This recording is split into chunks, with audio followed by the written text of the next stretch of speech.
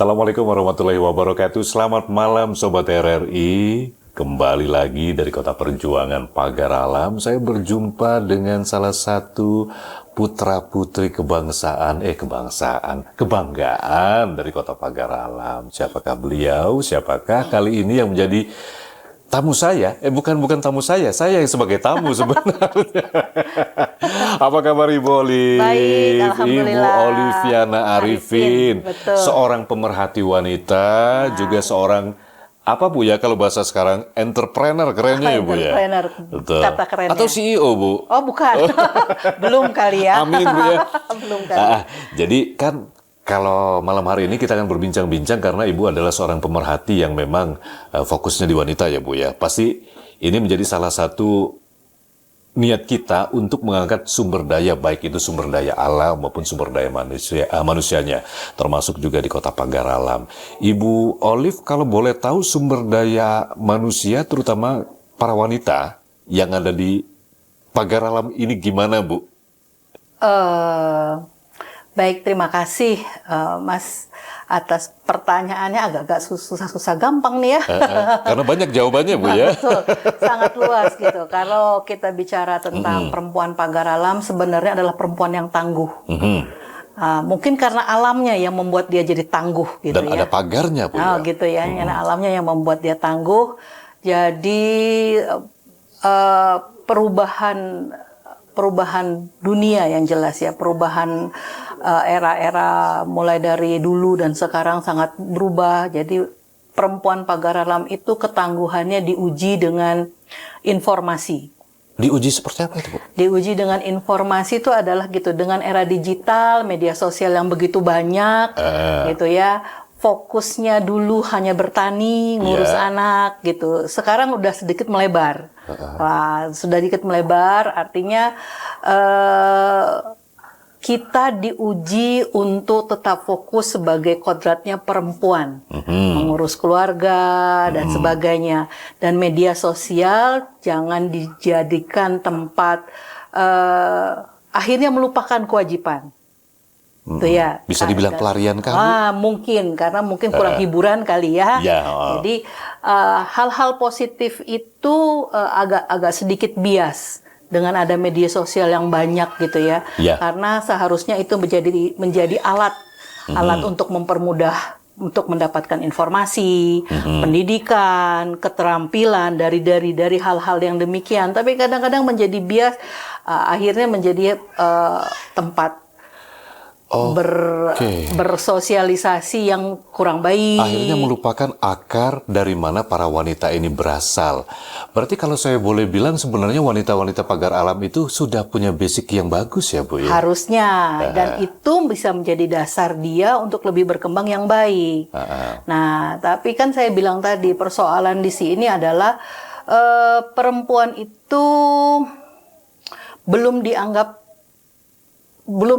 memiliki kualitas yang baik. Privilege-nya juga. Kenapa? Kadang-kadang kita tidak bisa bilang bahwa Pagar Alam itu tidak bisa menghargai perempuan, tidak demikian.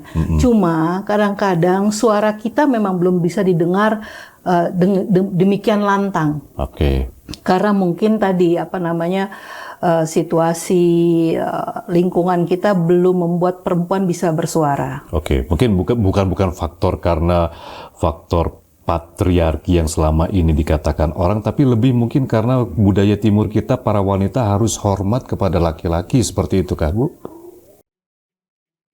RRI Digital dengan tampilan baru, berbagai konten kolaborasi dari berbagai program nasional, termasuk siaran visual langsung, siaran radio langsung, daftar putar musik, podcast, berita video, dan berbagai fitur interaksi pengguna dalam permainan.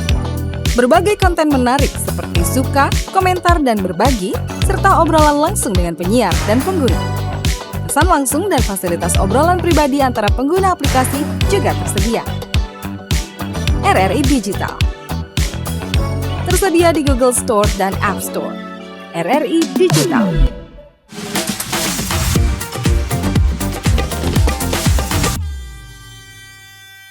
Faktor patriarki yang selama ini dikatakan orang, tapi lebih mungkin karena budaya timur kita para wanita harus hormat kepada laki-laki, seperti itu kah, Bu? Kalau hormat sama laki-laki, artinya kan memang adabnya kita kan? Betul. Betul, adabnya kita. Tapi maksudnya bahwa kesenjangan antara perempuan dan laki-laki untuk bisa bersuara di pagar alam itu masih cukup lebar. Masih cukup lebar. Kadang contohnya saja, kita sekarang anggota DPR-nya hanya 4 perempuan dari 25. Itu pun butuh perjuangan ya, Bu ya? Bukan perjuangan lagi, termasuk salah satunya saya. Termasuk salah satunya saya. Artinya memang suara perempuan belum bisa didengar 100% dalam arti baik dari segi pendidikan, dari segi keterampilan dan pengetahuan gitu kan. Dianggap bahwa udah perempuan itu ya di rumah, pekerjaan rumah, membantu suami gitu. Itu dirasa sudah cukup. Sedangkan di sekarang dengan kondisi dunia yang sangat tidak baik-baik saja, kadang-kadang perempuan harus juga bersuara ya? Dan dituntut bersuara, berkiprah karena perempuan itu memiliki banyak kemampuan. Ya, artinya dia harus bisa meningkatkan kualitas hidup masyarakat sekitarnya. Oke, nah cuman ada beberapa hal, Bu, apalagi pagar alam juga dikenal dengan berbagai sektor, terutama pariwisatanya ya, Bu ya. Sumber daya manusia yang dimiliki pagar alam ini dari base-nya itu sebagai wanita tangguh itu kan bisa menjadi salah satu contoh yang dan modal yang sangat bagus sekali ya, Bu ya. Nah, untuk pengembangannya sendiri pasti dibutuhkan tidak belajar sendiri dong. Harus ada panduan, harus ada yang mengarahkan. Nah, sampai sejauh ini gimana, Bu? Peran pemerintah, kita satu-satu ya. Peran pemerintah itu baik tingkat regional, pagar alam, provinsi, memang mempunyai program-program yang bagus, tapi tidak tuntas. Nah, gitu ya. Programnya bagus, tapi tidak tuntas. Kenapa saya bilang tidak tuntas? Kendalanya banyak, gitu ya. Misalnya dia melakukan suatu program pelatihan, apapun lah pelatihan apa membuat makanan, UMKM, gitu kan. Nah, kadang-kadang pelatihan itu tidak melihat bahwa biaya operasionalnya. Jadi si produk itu diajarkan bagaimana ini bisa gitu ya, bisa dilakukan. Tapi pada saat kita praktek untuk melakukan penjualan atau apa yang diajarkan tuh tidak sesuai dengan apa yang ada di lapangan. Misal, biaya operasionalnya terlalu tinggi. Betul. Kemudian bahan bakunya sulit dicari. Dan hanya mentah lagi jadinya. Akhirnya tidak selesai. Tidak selesai. Ya. Itu satu. Yang kedua adalah permintaannya besar, programnya baik, bahwa ini harus bisa dijual ke marketplace misalnya, bisa dijual di sana. Tapi kan kita tidak semua menguasai marketplace. Bagaimana caranya? Kadang-kadang orang hanya bisa berjualan, masak, berjualan, selesai sudah. Nah, kalau di marketplace itu kan banyak aturan. Harus ini. Tidak sesimpel itu dan mentah lagi. Akhirnya mentah lagi. Nah, yang terakhir adalah kualitas. Ya, jadi kita tadi hanya programnya baik, kemudian arahannya baik, tapi akhirnya kualitas itu sendiri tidak bisa dipertahankan. Karena tadi saya bilang kemampuan kita itu karena tadi tidak selesai, mentok di masalah digital tadi, marketplace tadi. Akhirnya kita di kualitas itu asal. Tidak memperhatikan kualitas. Nah, SDM inilah yang kadang-kadang mendapatkan kesulitan di tengah-tengah keinginan. Itu membuat mereka akhirnya tidak melakukan apapun. Sebenarnya bukan malas ya, Bu ya? Bukan malas. Karena rasanya percuma. Nah, percuma. Apalagi saya pernah melakukan ini. Kami pernah melakukan bersama salah satu program untuk bisa masuk ke Tokopedia, Shopee dan sebagainya gitu. Tapi karena tadi kan ini pertama persaingan, kedua tadi tata cara yang terlalu panjang yang akhirnya sudahlah. Selesailah gitu. Sementara urusan kita yang lain masih banyak. Betul. Nah, itu yang pertama. Yang kedua adalah bukannya malas, bukannya tidak mau belajar perempuan. Pagar alam kota kopi. Apabila sudah musim kopi, semua orang tidak ada di rumah. Ya. Kalau sedang musim kopi, semua orang tidak ada di rumah. Fokus. Semua orang ada tidur di kebun. Kita mencari orang untuk bantu rumah saja tidak ada. Semua fokus. Itu juga menjadi suatu kendala. Sedangkan kalau kita mau melakukan sesuatu, itu tidak bisa terpotong atau terputus. Dan kita harus fokus, gitu kan? Nah enggak, kalau ini misalnya saya punya rekanan ya, punya rekanan untuk membuat suatu keripik gitu ya, keripik. Kalau kita bilangnya cakar ayam atau apalah namanya gitu kan. Permintaan banyak. Kemudian kebetulan saya pernah ikut pelatihan, saya ajarin. Permintaan banyak, mau. Nah begitu banyak permintaan tiba-tiba hilang. Kita tanya, kami balik ke kampung, ke kebun. Dan masa panen kopi itu kan panjang. Ya. Antara 1 bulan sampai 3 bulan. Artinya produksi stop dong. Nah itu sulit. Itulah sulitnya, kendala-kendalanya. Nah, kalau kita bicara pariwisata, itu kan tidak bisa. Apalagi kalau begitu kita kedatangan tamu. Padahal yang tadi adalah satu kebiasaan ya Bu ya. Sementara pariwisata tadi bisa kita bilang ini industri kreatif yang lebih harus di secara terus-menerus. dan picu lagi ya Bu ya. Betul gitu. Inovasi-inovasi itu harus selalu ada. Karena wisatawan itu ya tadi mereka tidak akan datang sekali kalau masih itu saja mereka akan selesai. Betul. Nah itu. Jadi kami para pemerhati wisata, para pariwisata kadang-kadang harus melihat kalender.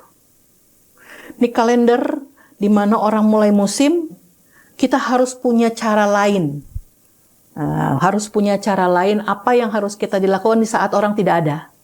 Oke, jadi dari ini mungkin termasuk juga Ibu Olive ya, yang sudah pasang kuda-kuda bagaimana menyebarkan informasi secepat mungkin kepada ibu-ibu yang ada di pagar alam. Betul. Ya. Jadi misalnya kami akan mengadakan penjualan, misal saya ini menjual batik gitu ya, kita orang tidak ada. Jadi pada saat orang tidak ada, kita akan melakukan sesuatu, misalnya promosi si batik itu akan lebih gencar di hari-hari yang tidak ada orang. Gitu kan, karena pastikan orang membutuhkan informasi dari jauh, gitu kan, dari jauh ketimbang dia harus datang ke sini lihat dan sebagainya, kan punya waktu. Nah yang di waktu kalender kosong itulah orang yang pada saat ke kebun, pada semua orang pergi ke gunung, ke kebun kopi nginap sampai 3 bulan, gitu kan. Nah hal-hal yang mungkin, dan salah satunya ini kita usah bicara batik. Kalau kita bicara UMKM atau makanan, dia harus stok panjang. Harus goreng dulu si keripiknya supaya di 3 bulan orang tidak ada yang ngegoreng itu dia masih punya stok. Iya, dia masih punya stok. Sementara yang namanya human error itu pasti terjadi ya Bu ya. Pasti. Jadi inilah yang kendala kami ada di Kota Pagar Alam. Oke, pasti mikir muter terus ini, kadang-kadang kita udah berhasil ternyata enggak. Kayaknya ini nggak efektif deh. Itu ya. Kita kendala masalah kualitas kita terhadap produk yang akan kita lakukan atau penjualan. Di sisi lain kita punya satu lagi kendala. Apa itu Bu? Sampah. Ini sampahnya dalam arti negatif apa positif? Positif. Posisi sampah. Kita masih belum aware, belum punya perhatian penuh terhadap bagaimana kita mengelola sampah. Gitu kan. Masih banyak para industri itu tidak memperhatikan sampah produksinya. Gitu kan. Itu kadang-kadang membuat kota kita bukan kota yang indah akhirnya. Mungkin kalau Mas nanti lewat di mana, di pasar atau di kebun teh masih ada aja pemandangan pemandangan itu gitu. Padahal kita bicara kota wisata ya. Betul. Nah, jadi masyarakat kita masih gampang membuang puntung rokok ke kebun, minum air kemasan buang ke kebun gitu kan. Masih buang ke kali atau ke sungai. Nah, kebetulan saya ini ada di PKK. Yeah.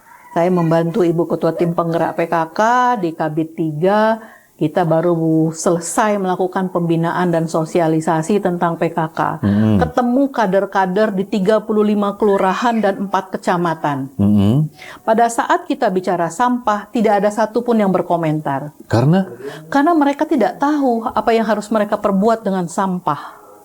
Oh, jadi itu adalah sesuatu hal yang wajar di mata mereka, yang namanya sampah ya. Iya, tetap sampah. Tapi padahal pada saat kita mau melakukan sesuatu, misalnya ada lomba penilaian, penilaian terhadap pengelolaan sampah adalah komponen yang penting untuk itu penilaian. Baik, itu. kita jeda dulu boleh. Ya baik. Sobat RRI, ada satu sesi lagi bagaimana usaha Ibu Olive sendirikah atau mungkin bersama ibu-ibu yang lain untuk menggerakkan para ibu-ibu ini agar mengikuti jejak-jejak mereka. Kita lanjut selepas yang satu ini.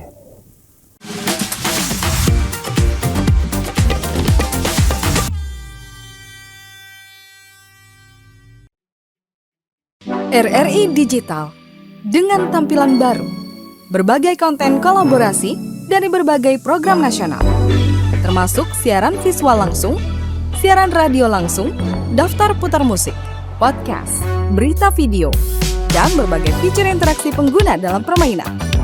Berbagai konten menarik seperti suka, komentar, dan berbagi, serta obrolan langsung dengan penyiar dan pengguna. Pesan langsung dan fasilitas obrolan pribadi antara pengguna aplikasi juga tersedia. RRI Digital tersedia di Google Store dan App Store. RRI Digital.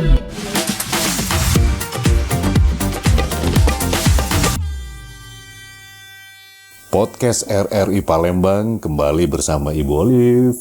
Bersama saya, Haris Ansor. Kita lanjut lagi, Bu ya. Jadi ini menjadi satu PR yang saya bisa katakan jangan sampai menjadi menggunting di air mengalir ya Bu ya. Nggak bisa putus-putus. Kita harapkan pasti Ibu juga berpikir keras bersama teman-teman yang lain yang punya pemikiran yang sama untuk memajukan para sumber daya manusia, terutama wanita pagar alam ini. Betul. Itu langkah-langkah yang dilaksanakan agar apa yang Ibu ceritakan tadi itu jangan sampai berkelanjutan terus, Bu. Saya sih selalu mengatakan, karena saya punya wadah ya, karena saya punya wadah, kebetulan saya adalah pengurus PKK, artinya wadah itulah yang saya maksimalkan ketemu masyarakat untuk membina mereka melakukan sesuatu yang bermanfaat. Contohnya tadi saya bilang sampah. Ya, sampah. Sampah. Kalau saya bicara sampah plastik, semua bilang dibakar. Kalau saya bisa sampah organik, mereka bilang dibuang, gitu kan. Jadi artinya memang tidak ada benefitnya. Tapi pada saat saya bilang minyak jelantah, secara sederhana, karena mereka bilang, oh banyak. Iya, kalau Ibu bilang dengan bahasa teknis, mereka nggak bakal ngerti gitu ya. Saya bilang kalau minyak jelantah, bilang oh ada, di mana, dibuang ke got dan ke. Saya bilang manfaatkan untuk jadikan sabun. Pada saat bicara sabun, arti kan ada faktor ekonomi di dalamnya. Ada duit di situ. Ada duit di situ. Paling tidak kalau tidak dijual, artinya mengurangi pengeluaran dong. Betul. Nah, pada saat bilang saya mengeluarkan pengeluaran, dia bilang oh berarti pengeluaran saya terhadap keuangan bisa berkurang dong. Betul. Nah, jadi kalau kita sudah bicara dengan ekonomi, dia baru ngeh. Cepat mikir. Cepat mikirnya. Yeah. Jadi pada saat bilang jelantah jadikan sabun, bagaimana Bu? Nah, mulai ada antusias. Bagaimana belajarnya Bu? Nah, itulah mulai tepatnya kita untuk bisa melakukan sesuatu.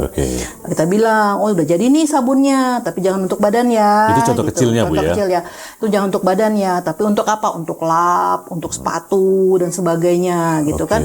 Jadi dia langsung bilang, ibu-ibu kan pulang dari kebun, baju kebun, gitu kan, baju kebun, celana kebun, jangan pakai rinso atau jangan pakai deterjen yang mahal, pakai ini. Jadi akhirnya karena bicara ada ekonominya, dia mulai tertarik. Apalagi dengan ekonomi yang dengan kondisi sekarang kita berbicara hal yang murah itu kan cepat sekali ya Bu. Betul. Kemudian pagar alam ini kan kota budaya. Betul. Kota budaya, pada saat kita bicara budaya juga ada antusias. Kenapa? Kita bicara sejarah, gitu ya. Bicara sejarah, bicara sesuatu yang antik. Kalau bicara sesuatu antik itu pasti menarik kan? Dan itu yang faktor itu yang harus disentuh terus ya Bu ya? Betul. Saya adalah penggagas 900 penari perempuan Tari Keba 2017. Nah, gitu kan. Jadi kalau orang ketemu saya, Bu Olive, kapan nari lagi? Nah, gitu kan. Ingatnya di situ ya, Bu. Aku bilang, waduh, masih inget ya. Padahal 900 orang tidak semua saya hafal. Gitu kan. Aduh, kapan? Jadi saya sendiri pun akhirnya terpacu. Wah, menarik nih. Kalau kita bicara pariwisata, pemberdayaan perempuan, yuk nari lagi yuk. Nah, itu Mas dari Haris. hal yang kecil Iya, aja. gitu. Jadi kebetulan saya memang ada di wadah di organisasi perempuan. Jadi itulah tempat saya untuk bisa mengembangkan kreativitas dan mengajak ibu-ibu pagar alam untuk berpikir cerdas. Oke, jadi Ibu tanpa terasa sebenarnya akan membentuk satu pemikiran mereka menjadi satu pemikiran ya. Ya, betul. Itu yang dibutuhkan sebenarnya. Betul. Kalau sampai sejauh ini apakah berhasil, Bu? Masih jauh ya. Masih jauh. Diomongin berhasil mah masih jauh. Karena ini berkesinambungan ya, Bu. Betul, karena pagar alam itu kan manusianya berkembang. Betul. Jadi kalau yang kemarin akhirnya sekarang mulai anak-anak yang SD sekarang sudah SMA kan semua berputar. Jadi itulah sebenarnya tantangan saya atau tantangan perempuan-perempuan pagar alam untuk selalu berpikir bagaimana melakukan sesuatu yang positif itu bersama-sama. Berarti obrolan kita ini baru sebatas koma ya, Bu ya? Belum mencapai titik ya?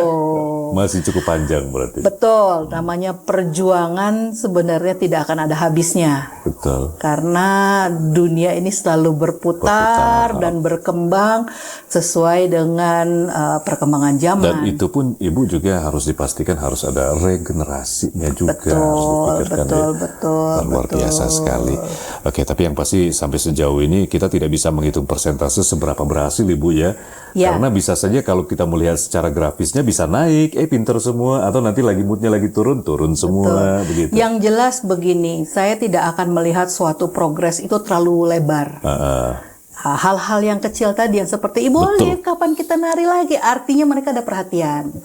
Bu Olive, ajarin kami bikin sabun dong. Artinya ada perhatian. Jadi jangan selalu melihat sesuatu yang lebar sehingga kita juga merasa bahwa kita tidak berbuat apa-apa. Tapi kita akan melihat suatu hal-hal yang kecil bahwa akan ada perubahan-perubahan. Sentuh apa yang mereka butuhkan. Ya, betul. Jadi benar-benar kalau bicara uang, bicara ekonomi, apa yang harus bisa membantu mereka meringankan beban, gitu ya. Kira-kira itulah perkembangan. Luar biasa sekali. Ini perjuangannya yang jelas ini sebagai wanita memang sebagai panutan. Jadi rasanya memang nggak sia-sia kalau RRI sering ngajak Ibu ngobrol terus gitu. Ya, itulah kira-kira. Oke, Bu Olive, waktu kita cukup terbatas untuk kali ini. Tapi yang jelas perjuangan apa yang Ibu sedang jalankan, kita harapkan ini tidak terputus sampai di sini ya, Bu ya. Apalagi melihat dengan kondisi-kondisi apa yang sudah Ibu lakukan ini sepertinya kecintaan dengan budaya itu luar biasa sekali. Kita harapkan juga menular kepada para wanita-wanita bukan hanya pagar alam tapi Sumatera Selatan dan juga wanita Indonesia. Bu, ada yang ingin disampaikannya kira-kira kepada para wanita-wanita pagar alam, Sumsel, atau semua wanita penonton kita? Jangan menyerah, mau belajar, kemudian sabar dalam menghadapi perubahan-perubahan dan situasi yang kadang-kadang tidak menentu. Itu yang harus bisa kita lakukan agar tujuan kita dalam melakukan sesuatu itu akan tercapai. Oke, Ibu Olive, terima kasih banyak Bu. Sama-sama. Sudah membuat kita hadir di sini, ya Bu ya. Terima kasih, saya juga terima kasih sudah dikunjungi. Mudah-mudahan apa yang menjadi pembicaraan kita bisa didengar banyak orang dan menginspirasi. Oke, sekali lagi terima kasih banyak Bu Olive, sukses selalu dan baik Sobat RRI, Ibu Oliviana Arifin yang menjadi bintang tamu kita dalam podcast RRI malam hari ini. Saya Haris Ansor, masih cukup banyak pasti obrolan-obrolan lainnya di podcast RRI untuk episode-episode lainnya. Wassalamualaikum warahmatullahi wabarakatuh, sampai jumpa.